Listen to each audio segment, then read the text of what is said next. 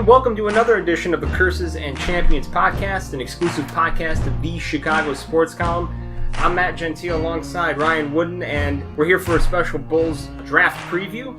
And, I mean, we know that the Bulls are just going to pick an upperclassman anyway. So. Grayson Allen. Grayson Allen, yeah. That Grayson Allen guy, let me tell you, he's got intangibles. Yeah, he plays just like one of us. Yeah. Actually, he reminds me a bit of a young John Paxson, if you really think about it. A lot tougher, I think more consistent from Tree, although Paxson was a lot more clutch. Yes, that's true. Also bigger. He was a little bigger and longer, John Paxson. It's true. You know what? He helped win the 91 finals and in 93, hit the big tree to take the lead.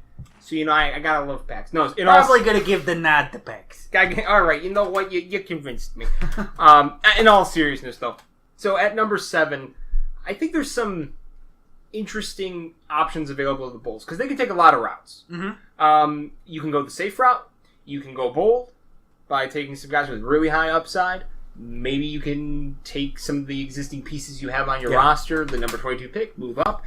So there's a lot of avenues for the Bulls to take. That 22 pick in particular is what gives them the most overall flexibility. I think if they're just owners of 7 and given the guys that they have on the roster and who they actually might be willing to give up at this point in the process, you're probably not going to get to where you want to go if it's just a player and 7 to try to get up into the 5, but that number 22 pick is crucial for them. Imagine if Nikola Mirotic didn't give the New Orleans Pelicans a spark down the stretch, how valuable that pick could have been if it was in the teens. I know. You would have been able to package that sucker up and you probably not even give that much up, off your roster. Yeah. If that's another lottery pick.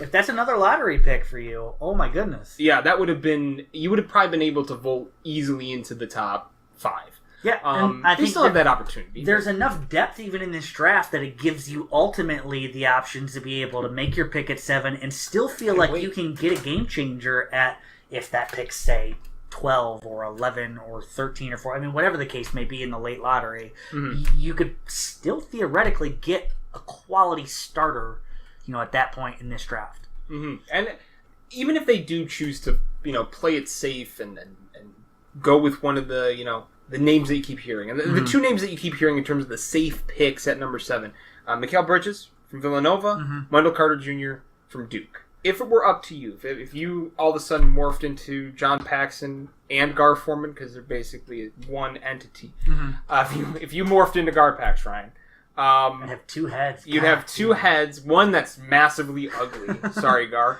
That guy's, I'm sorry, he's got a boogeyman-looking face. It freaks me out a lot.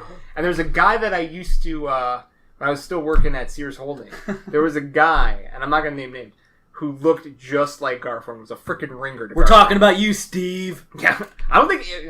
if his name's Steve, I'm sorry. I just outed this dude. I'm just throwing names out there.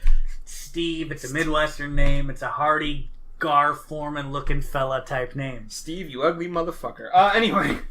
But no, if you were Gar Pax in this situation... who would you take? Who would you take in that situation? I'll be honest with you, I like Wendell Carter Jr. a lot. I just don't know that necessarily he fits in the Lauri Markkanen scheme of things. I think he's a more natural 4 than a 5.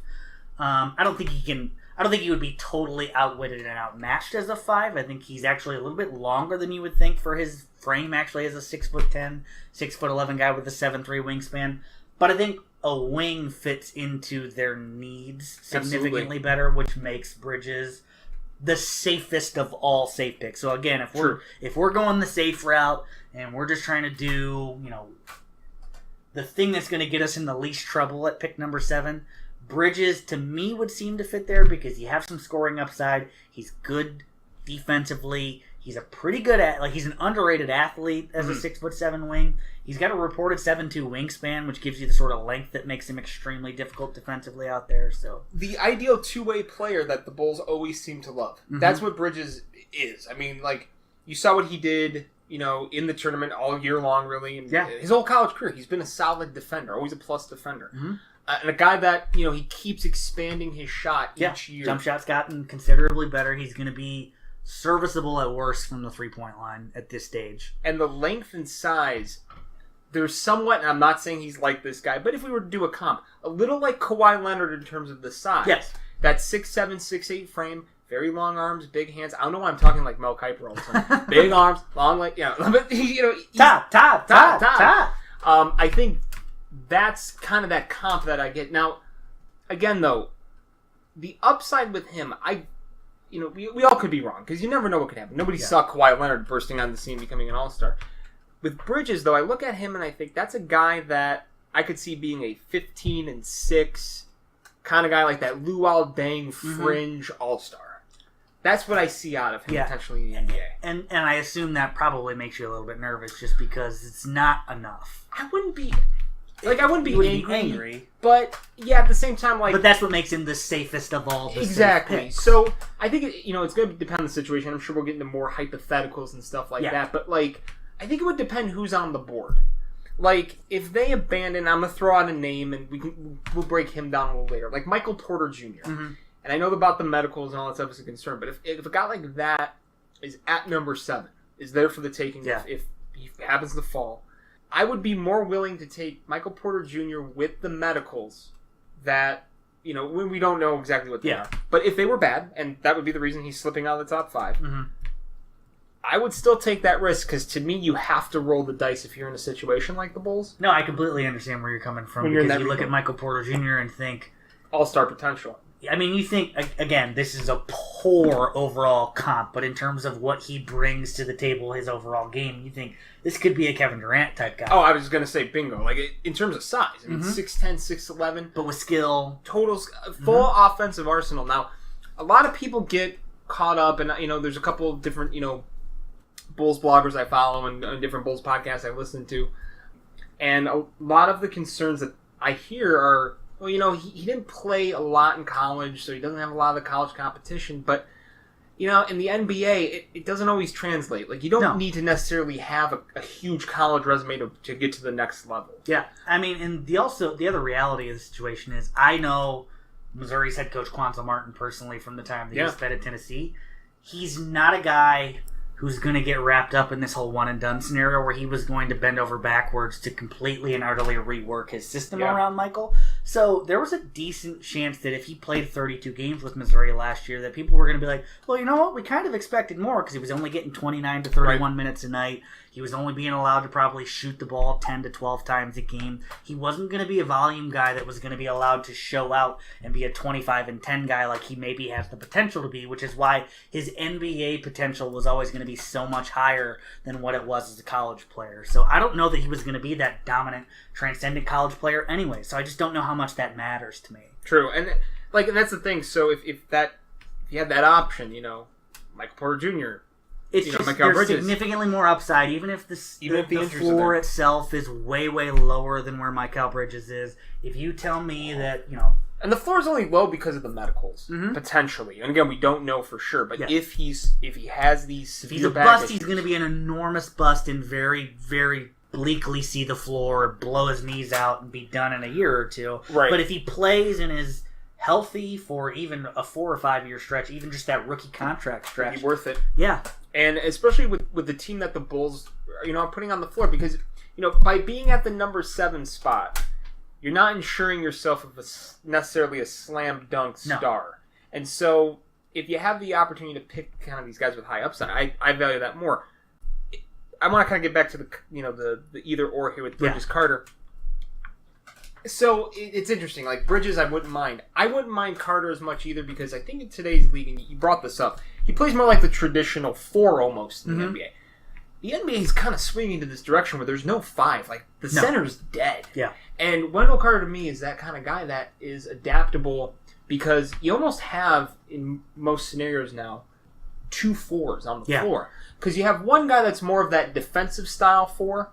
Which I think Carter has that ability to be. Or he can be a rim protector. Even with his size indicating that he's a 4 and not a 5, he can be a 5-like rim protector because he is long. He actually has a lot more athletic ability than a 6'10", 260-pound frame might indicate. He can get up. I think definitely in college, his blocks per game would have translated to about 3.2 blocks per 40 minutes.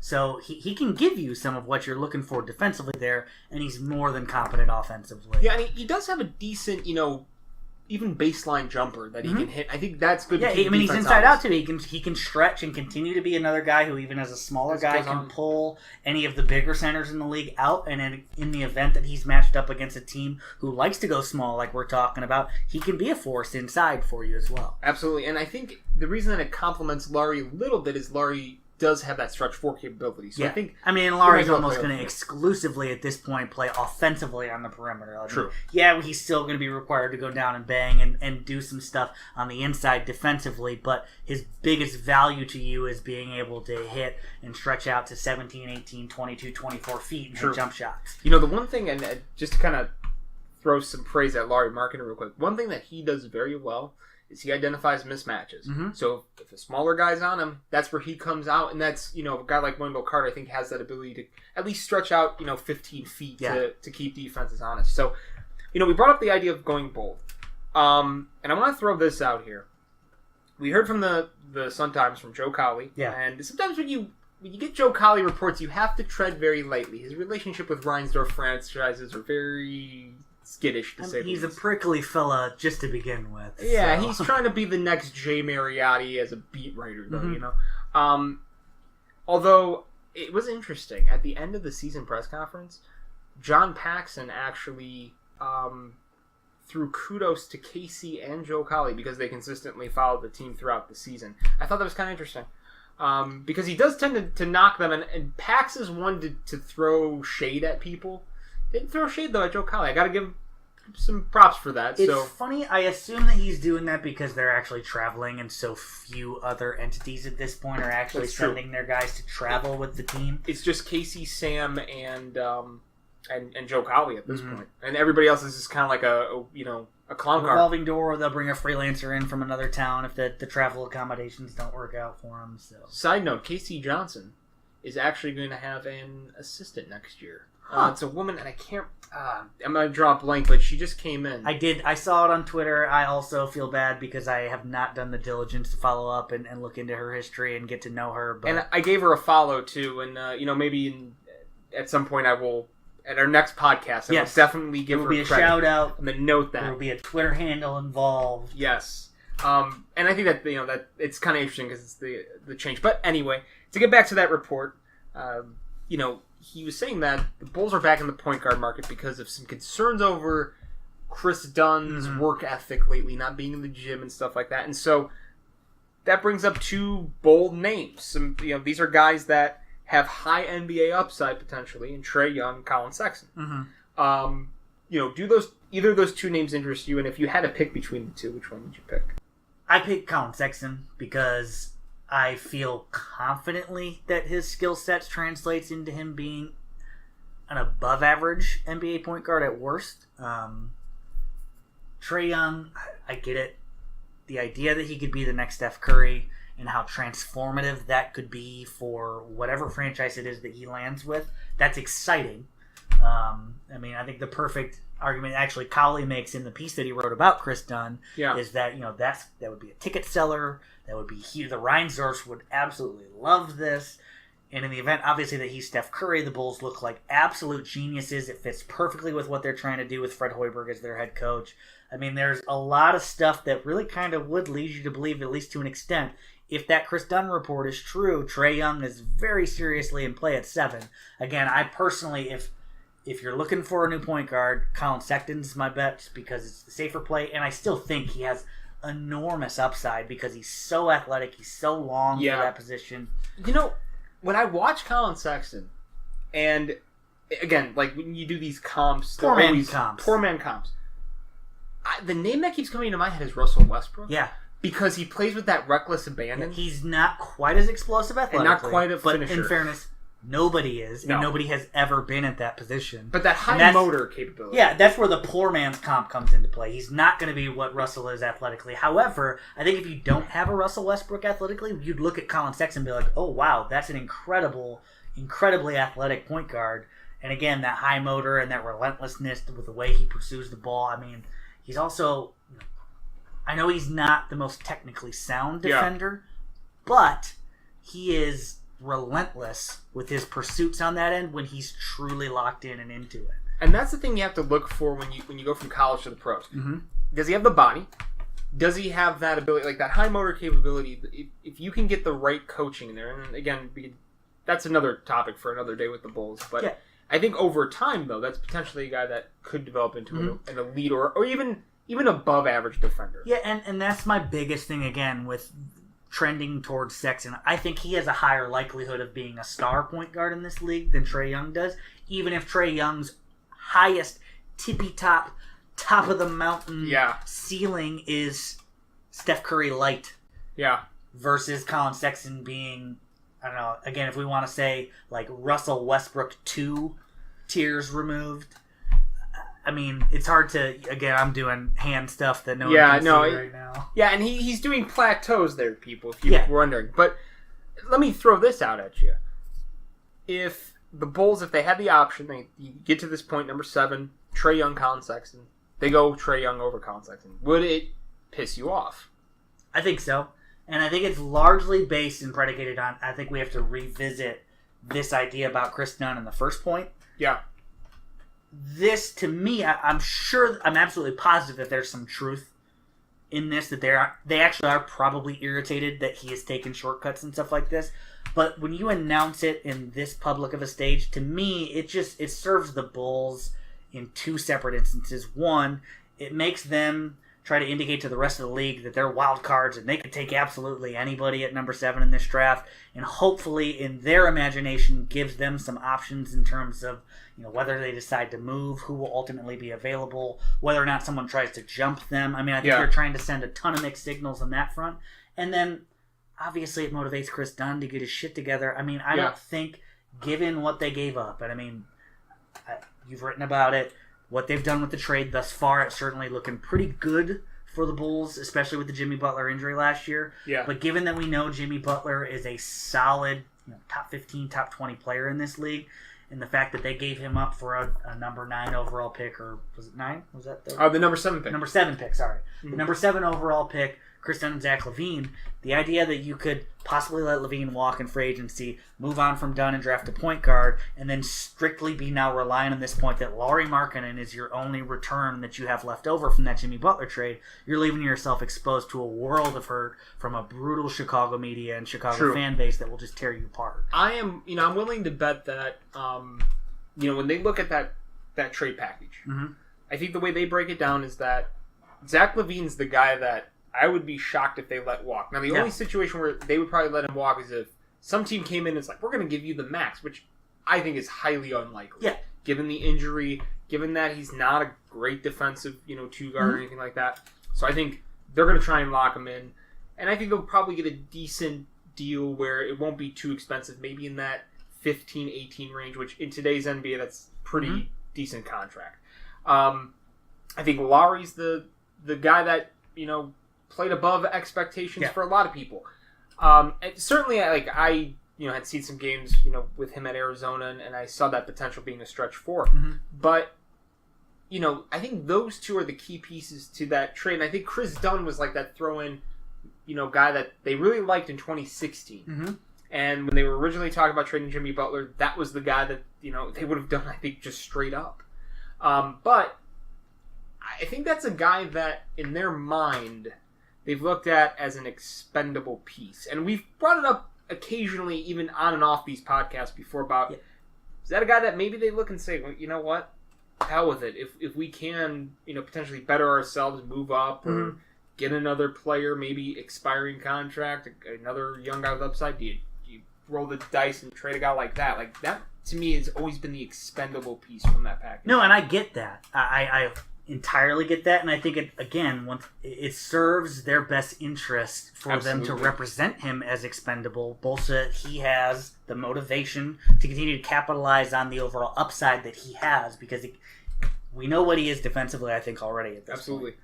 If his offensive game continues to come around at the pace and the overall, progression level that we saw even in just the year that he was there, he's got potential to be, again, an above-average type point guard. So your best possible way of ultimately taking that next step and becoming a championship contender is if all 3 of the pieces you've got in that Jimmy Butler deal wind up being starter level quality players for you, and then those other 2, whatever's left over, is essentially filled by this number 7 pick or whatever it is that you do to potentially get up to 5 to get whoever you draft with your first selection in this draft. Yeah. And then hopefully, obviously, have enough money left over to go after a big-time free agent, whether it be this year or next year.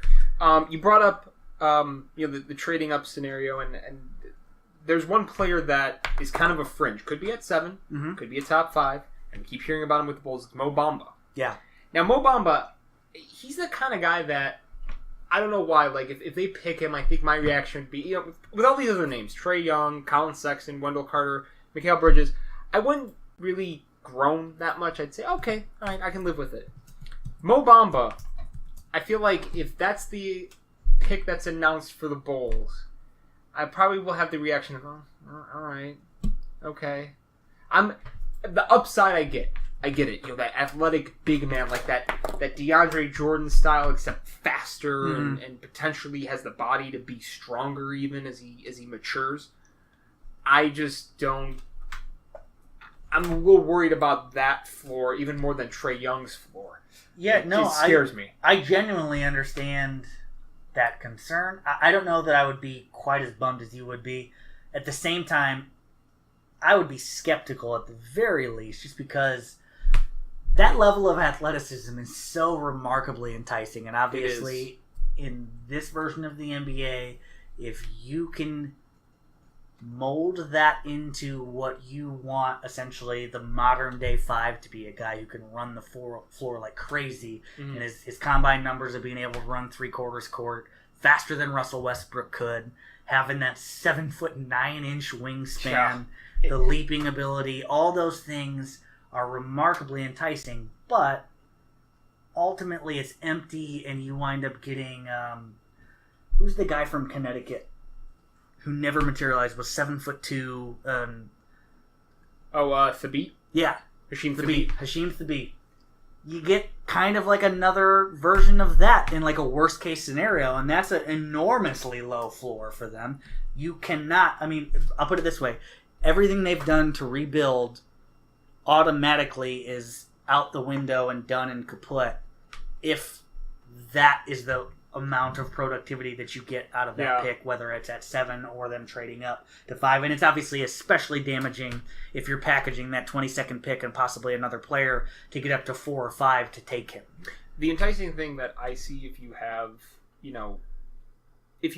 Bamba hit his upside, he hits his high ceiling, or even gets really close to his ceiling. It's Anthony Davis level rim protector. Yes, and you can have some interesting 2-man games or like 2-man sets with him and Markkanen, even doing some interesting pick and roll scenarios, and like that part of it's enticing. But I think it is like that catastrophic picture you paint is what kind of plays in the back of my mind. So for me, like Mo Bamba, I certainly wouldn't trade up to get him if it meant packaging 7, 22, Bobby Portis to move up and get Mo Bamba. If he came down at 7. It all depends who's on the board. Yeah. If you're picking Mo Bamba over Michael Porter Jr., that would tick me off. Yeah, I can understand that. Picking him over Trae Young, I think that's kind of like a wash. It's 2 guys with really high upside. I think though, and this is something that we had a podcast a couple weeks ago, just Darren and I on the Bulls, and now I would take Bamba at 7 if it was that Bridges Carter comparison, saying, all right, well, those are the safe picks. It's 7. But you have the potential to grab, again, like we said, an Anthony Davis level rim protector who can play a 2-man game, gives you athletic potential that we've really never seen before. And that's rare to say in the NBA. And I think that's what a lot of the allure in Mo Bamba is tied into, is we've never seen a guy that big, that long, run that well, jump that high. And so it's unique. It is. And I think maybe I'm at this, like, I don't know. What I keep thinking is going to happen is that somebody's going to fall. For some reason, I just have this gut feeling, looking at the way the draft is shaping up, looking at the teams that are ahead, and I just get this feeling that somebody's going to fall from that top 5 slot, or one of those top 5 talents. I did the air quotes. And I just get that feeling that there might be somebody there for the taking for the Bulls, and I just wonder how they're going to play it. And with Garpax, you just never know. There's always the level of, oh crap, what are they thinking? And I think that's part of it. So, like, I do wonder, like, is it going to be Mo Bamba that is the guy that slides and the Bulls say, all right, grab him, or is it going to be somebody else? And the one thing that you cannot plan for is that the Golden State Warriors are so far out in front of everybody else that it is going to take something wild and unexpected and almost unaccountable for to happen for the Bulls to actually reach that kind of ceiling that they're shooting for of being true and genuine and legitimate title contenders. Now, that does not mean that they should just be throwing things wildly against the wall and seeing what sticks, because it's not. The NBA is the exact opposite of a baseball system where it's quantity of prospects, throw them all up there and see what happens and then find out what happens. If you miss on a pick like this, it doesn't necessarily, I think it wouldn't damn you too much, because with the Bulls, what they could do, okay, like they could keep, going into next season, they can have another, tank job type season. And I think some people would laud that because it gives you another. I would actually say right now they should tank again next season. They should try. They might not be able opportunity to get Cam Reddish or Nasir Little. Yes, they might be too talented to do that. I think the problem is the East is going to be so top heavy that it's very, very bad. It's going to be tough to almost do that. But what the Bulls could benefit from, this is the thing, like, but the Warriors on top right now, they could literally spend the next 3 or 4 years just kind of feeling themselves through. And part of that with the NBA, you do have to have the young core get into the playoffs even. So if the Bulls get into the playoffs and eventually they kind of linger as this lower, and I know some Bulls fans are like pulling their hair out when they hear something like this, but hear me out. When you have a young core take you to the playoffs, there's a bit of a better feeling with that. As like the 76ers, the Celtics, they've gotten into the playoffs. Especially, I think the Celtics are a better example. An 8th seed, a 5th seed, kind of working their way through a little bit more. And they've been, a top, 1 or 2 seed the last 2 years. And I think that's kind of the way that, if you're the Bulls, you kind of hope to get to, is you start off as a low seed, work your way up, and then you make yourself attractive for that next piece. I think you almost have to do it with a young core. Don't, have the temptation to go sign somebody that's like a Paul George-ish type free agent or that middling free agent try and make it better. I understand that sort of thinking wholeheartedly, and I think that is obviously what they're going for. I think that is the trend in the league at this moment, is everyone wants to build the 76ers model, build the young core, and then become attractive once the free agency market becomes... But the problem becomes with that is... By that point, though, you don't know where the Warriors are going to be at. No. Because that'll be about 3 or 4 years down the road, potentially. But the thing... come into your own. The problem that I have with it is that there is actually nothing in the NBA's history to indicate that those are actually going to be the teams that can attract those high-level free agents. What we've seen over the course of the last decade in this movement towards super teams has been that the Miami Heat didn't have that. They didn't have the young core. They out of nowhere, Dwayne Wade was able to cobble together, getting two of his friends to come and play for less money, to come and form a super team to start this fad that we've seen. But since then, it's largely been either the best team has been able to sign that coveted free agent, or the hometown draw for LeBron of going back to Cleveland and trying to win a title for his hometown. So this is where it gets interesting. In the NBA, there's the other way that you build a team historically. I mean, you do it through the draft. You get a hometown guy, and then he ends up being the guy that helps recruit all these pieces. The other way is you have to make yourself as flexible as possible. Mm-hmm. So you just start, gobbling up younger guys. Sometimes you take a guy, spin him for, somebody that, is young with a lot of upside, expiring contract. That to me is where the Celtics come to mind. Yes, and that's how the Celtics built this thing, and that's an interesting Gordon Hayward's scenario. A great signing for them, but that's not the level of free agent that the Bulls are hoping to be attractive to, whether it's next year or the year after that. See, and here's what Danny Ainge did. Danny Ainge said, okay, I'm going after Horford, I'm going after Hayward, and then when he saw, Kyrie Irving's available, now I'm going to take all this stuff and I'm going to cash in hard. Mm-hmm. And he still has enough assets now where he can still cash in. He's got so much cap space because of all those other young pieces, like Jason Tatum, Jaylen Brown. That's how he's kind of built that part of it up. So I think that's one way that you can do it in the NBA, and that's one way that's historically worked, is that you try and create a level of flexibility. I think the Bulls have tried to do this in the past. I do wonder if that front office is basically damaged goods and scarred league-wide. Problem is Jerry Reinsdorf give a crap. No, he doesn't. I think you're right, actually, on both fronts. I think to an extent it is damaged good. I think that front office is competent enough to make the Bulls what they were in the past, which is a contender in the Eastern Conference, but a team who would need everything to go right for them to somehow be a true championship contender again, and nothing more than that, which is why I wonder whether or not they suddenly wake up this draft and are self-actualizing and realizing that that's where they're at and thinking that, okay, maybe we do need to get lucky and have a guy like Mo Bamba, or fuck Michael Porter's injury history and hope to God that he turns into the superstar Kevin Durant, the next Kevin Durant for them. Well, I think this is a good segue. If you're Garpax, like, to me, are you thinking really long and hard about doing that trade package to say, you know what, let's try and move up as far as we can? You don't know where that could be, but is it the number 5 pick? Could it even be the number 4 or 3 pick, depending on... In the NBA, it's very subjective. It's not like the NFL draft where there's a point system. It's whatever a GM feels. And I think, like, could you take 7, 22, maybe even Bobby Portis, try and spin it to move up? If you were Garpax, would you try to do that to ensure you get a player that is, very highly rated on your board? I wouldn't, and I think... Depends. I know that this league is so star-driven. I think the only guy for me that this works, that I'll take that stab at, because I think that his upside is so damn high that if they do that and they miss because he actually is damaged and is too hurt and he's never going to make a huge impact, is going to be Michael Porter Jr. Because again, I think he has the highest upside of any single player in this entire draft class. Okay.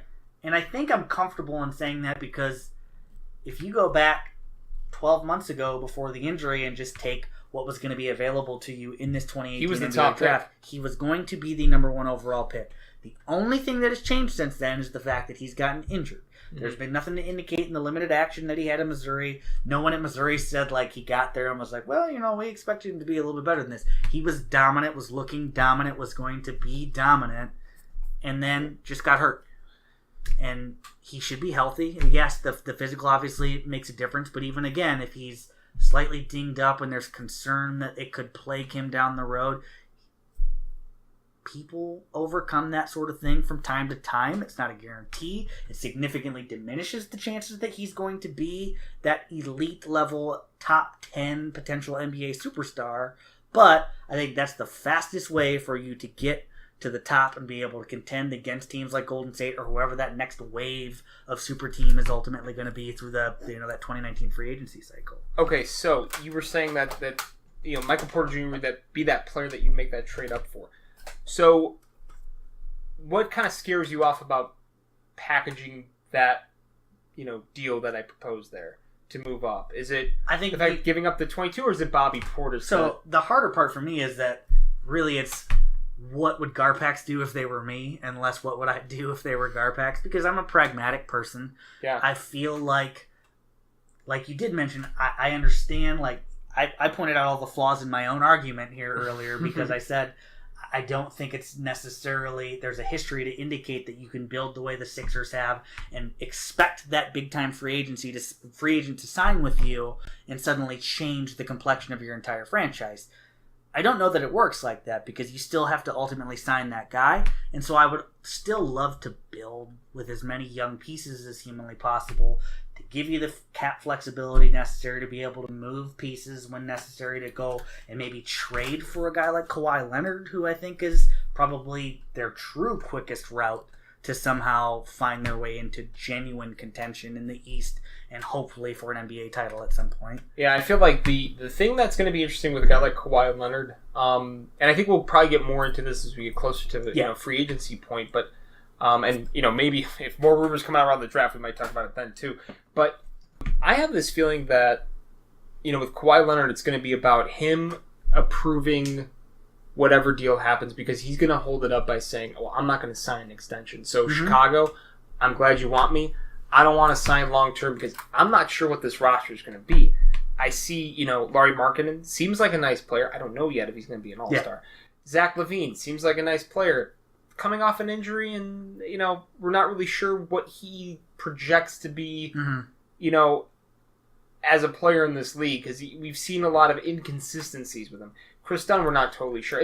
So I think that might be an interesting scenario, but that's the kind of situation though that I want the Bulls to get into is to keep that flexible level. I think in this case, to me the NBA it's so star driven that if you do sneak up to get somebody with star potential, so if it's Michael Porter Jr., even if it was I don't know what your thoughts are, but Marvin Bagley, Luka Doncic, are these guys that you think have that star potential to make that trade up for or no? I like Marvin Bagley a lot. My concern is really just only rooted in what he is defensively. There are some concerns there. He can be easily a 23 and 12 guy in the NBA and be that for a very long time. He's got the pedigree. There's just a lot of things I like about him. He's very young. He entered Duke a year early, reclassified, and I think is only going to be 18 when he's drafted, 18 or 19. His basketball IQ for his age is really sharp. But my concern just really kind of hones down on the defense again, because if we're looking for true superstar levels, Bagley, what we think he's going to be, even as a 23 and 12 guy, if he is an average or even slightly below average defender as a 4 or a 5, he's a top 15 or 20 guy. But we're talking about the guys who truly shape what the NBA is going to be. Is you have to have at least one, if not two, of the top 10 stars in this league. And if it's only one, then you have to supplement that with probably at least two of the next 10. Yeah. And I think that's the interesting part too. When we do talk about the stars in this draft, I see a lot of really solid players in this draft. To me, DeAndre Ayton has star potential written all over him. Michael Porter Jr., when healthy, to me has star potential written all over him. Luka Doncic, there's a bit of the unknown whenever you draft somebody straight out of Europe who's very young. You see all the great highlights usually coming out of Europe, but, the learning curve can be tough sometimes. Marvin Bagley, there's some things to really love about him, but does he have that, superstar ceiling? I don't know if it's superstar ceiling. It might be an all-star ceiling, there's a slight difference, but is that what you're... And I kind of agree with you to some extent. When you're trading up, it has to be with that thought of you're probably drafting somebody that you know from all your scouting, all your pre-draft work, that is a star. And I think it always comes back to the hang-ups over Garpax. Do they actually know what they're looking at? And that's where we have some trepidations. They've hit gold on some things lately, but this still, when it comes to the draft, there's some hang-ups. Now, they did pick Lauri Markkanen at number 7. Yeah, and it's a good pick, but again, you still can't sit there and say, obviously, with certainty that Lauri Markkanen is going to be anywhere close to what they need him to be to ultimately be competitive. He's ahead of where we thought he was going to be, and that's encouraging. The way that I've always looked at both Gar Forman and John Paxson, really since, the last time that I was truly, truly optimistic, okay, they've got it figured out, and they're going to be able to try to find a way to win a championship, was when they got lucky and won Derrick Rose. Yes. 2011, 2012 were the 2 seasons that Garpax built a team to be a title contender. Yes. And the Derrick Rose injury, I think 2012 was their season to break through. And I appreciate what they did. I genuinely do. I don't think that they're bad at what they do. I just think that they're behind the current times. Yes. And that's what gives me very little confidence in, especially once you start packaging and giving up all those sorts of assets, which, again, there's no guarantee that you're going to get anything special with 22. Bobby Portis, I think, certainly has a very clear glass ceiling over what he can ultimately be. But those are 2 nice pieces, and maybe somewhere down the road you can use them to get what that next player is going to be versus packaging them with 7 to jump up and grab someone with. I think the furthest they could move up, if that were the exact package that they were getting, would be 4. Yeah. And I think 5 is probably a more likely ceiling for where they could get. And are you going to be certain to get that player that we're talking about at 5? Probably not. It's probably either going to be Mo Bamba, Trae Young, or Michael Porter Jr. is who's there available for you at 5 that has that elite superstar level potential.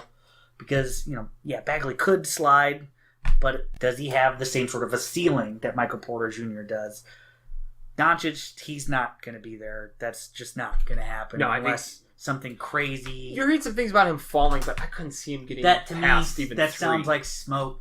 Like I've never seen anybody more or this many scouts and analysts in line with saying like this guy, if he's there past 2, something horrific has gone on. Like that, it just doesn't make sense that he lasts past 3. I think that 1, 2, and 3. I think it's going to be Ayton, Doncic, and then Bagley. And then I think number 4 is going to be interesting because there's Jackson from Michigan State. Yeah. So will it be Bamba or Jackson in that case? And then I think when you get to 5, that's where it's going to get really interesting. So if you're the Bulls, do you say, and that's the scenario we're painting here. Do you say, if it's Bamba or if it's Michael Porter Jr., do you say we got to jump up to get that guy? And I think it will be interesting because I think there is that pressure right now to get this right, to get this pick right. I think they know it. I think they know they have to nail this pick as best as humanly possible. Mm-hmm. And I'd be okay. Like I think you and I are in agreement. If it's Michael Porter Jr., I'm pulling that trigger. Yeah, because just the potential is so massive. If you swing and you miss on Michael Porter Jr., you took literally to me, and this becomes a personal preference thing for both of us. But to me, you took the best chance that you have in this draft to land a guy who could be a top 5 or 10 NBA star. Yes. People might disagree with that. And obviously, if you disagree with that and there's another player that you prefer, if Mo Bamba's that guy for you, you're going to be more inclined to say Mo Bamba's right for that. Either way, it is a huge boom or bust. It's a very risky proposition for them to undertake that, especially knowing, or at least knowing that we think we know that there will be a safe option like a Wendell Carter Jr. or a Michael Bridges available later to them. So, yeah, I mean, what they do next is going to ultimately define their franchise one way or the other. It doesn't mean that they can't rebuild, but it's going to be a major obstacle if they strike out with this pick, whether it's at 7 or 5 or 4. Well, yeah, and I agree with that. And one other thing, too, with number 22, this is what's interesting.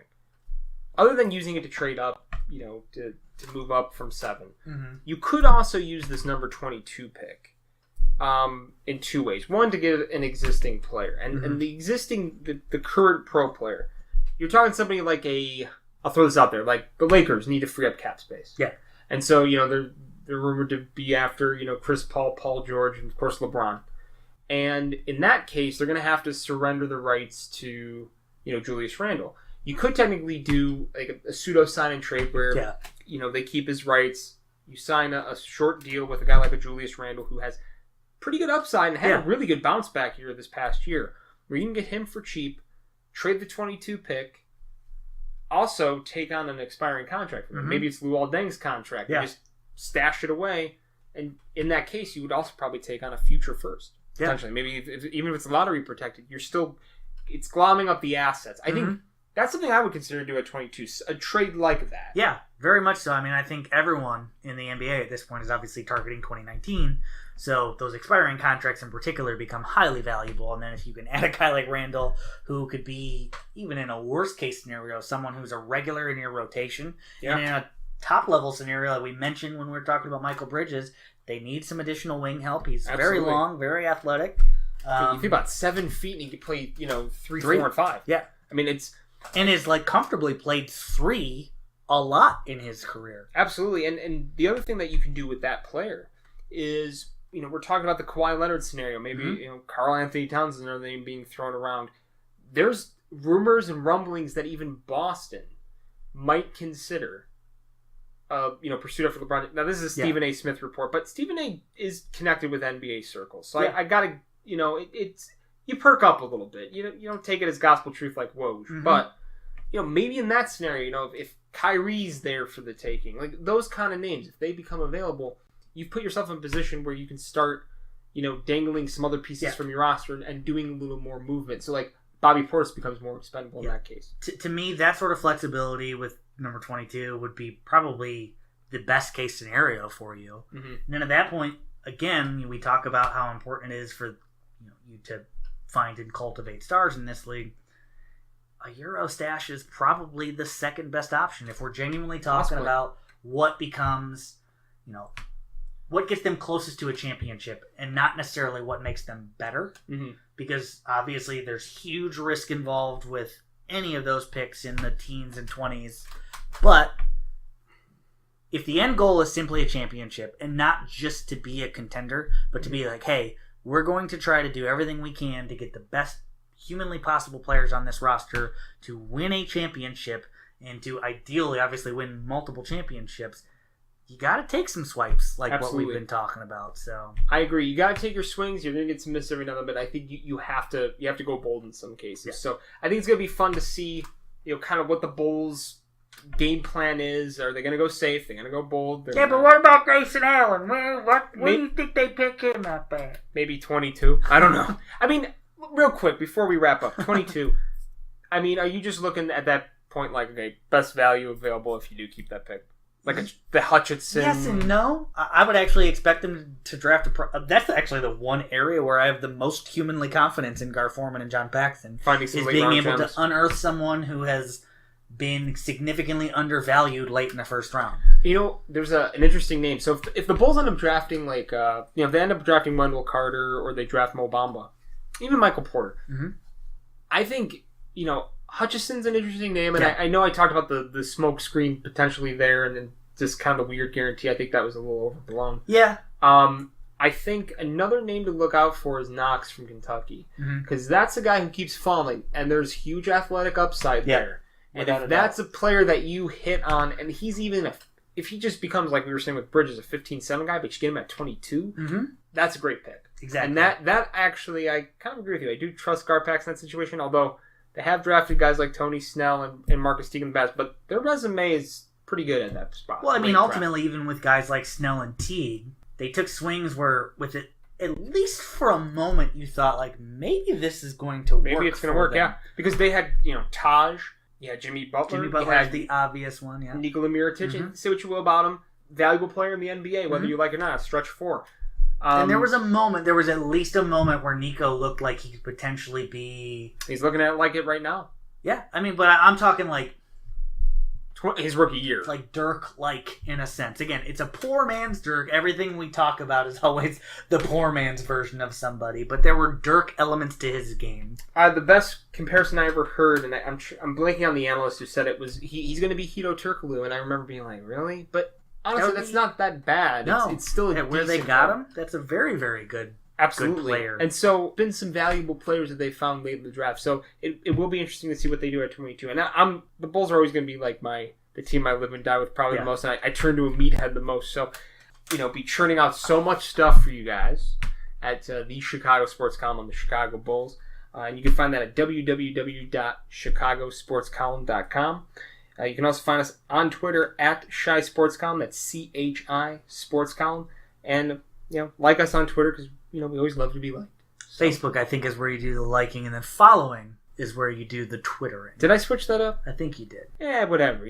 Just like us. Let me tell you, social media is so overrated. It really is. Just pull out your old yellow pages and look up Chicago Sports Column. Give us a call. Shut up. We don't actually have a phone number. We don't have a phone number. Alongside the jackass Ryan Wood, I'm Matt Gentile. Have a good one. Thanks for listening.